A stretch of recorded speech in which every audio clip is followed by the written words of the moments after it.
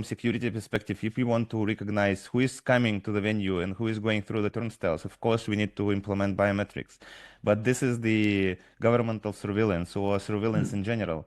Because you already mentioned Brazil. Brazil is not the case when they were truthfully or rightfully implement the biometrics on their venues. It's government who is forcing them to implement biometrics on all the venues.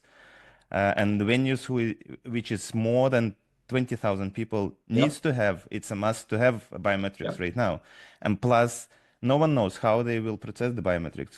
Will they share the biometrics with the government? And right now, as I know from news, from Brazil news, one of the venues already implement the biometrics with governmental database. So it means that government will Can I monitor directly... everyone. So my point is why I'm against biometrics, because of the mass surveillance. If we will start using it on all the venues, from whatever reason, if we just want to prevent scalping or give the users easy access without knowing that it will affect in the long run, it will affect our lives, that government might force us, then everyone to force to use biometrics.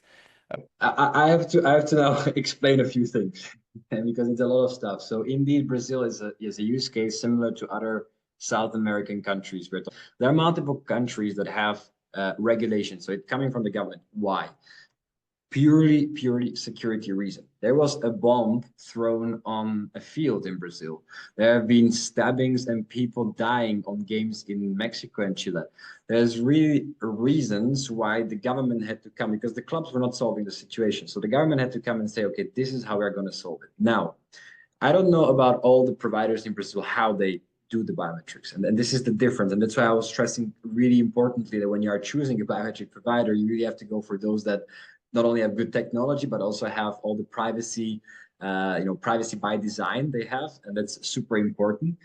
And here I'm going to once again reinforce what I already mentioned in the podcast. And there's a difference between verification and identification, or the difference between biometric ticketing and surveillance. So when you are buying a ticket and you have the solution in place, you are giving your consent. So you are giving consent to processing of biometric data for the purpose of linking it to the ticket and entering. So there is no possibility you can use this data for surveillance within the stadium, because it's a different system. We as a company, we do not sell that system.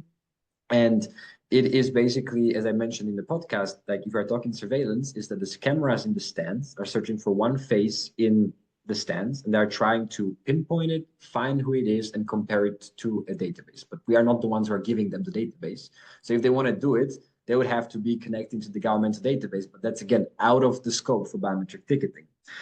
So that's one thing. Second thing, and now we are going a little bit to what we discussed on the biometric templates, is that since we don't have raw biometric data, and that by that I mean a real face, if we were to share data, well, obviously we're not, but if the government was to get the data, they have no way to use it, because biometric templates, facial biometric templates, are irreversible. So also maybe a bit of a tech background. With faces, there is no standard. Every biometric company has their own way of decoding and encoding the template, which means that if we use our system, but a government has just pictures or uses a different system, those systems are not interoperable, and you are not able to use that data in any way. And therefore, you know that if you gave your consent for your club to enter, that's the only where the data is going to be used.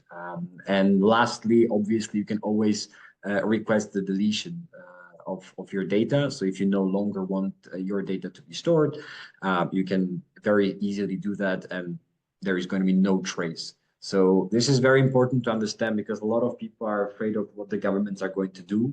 And it is very important to have in mind that it is for a specific reason, and you don't share data between multiple systems.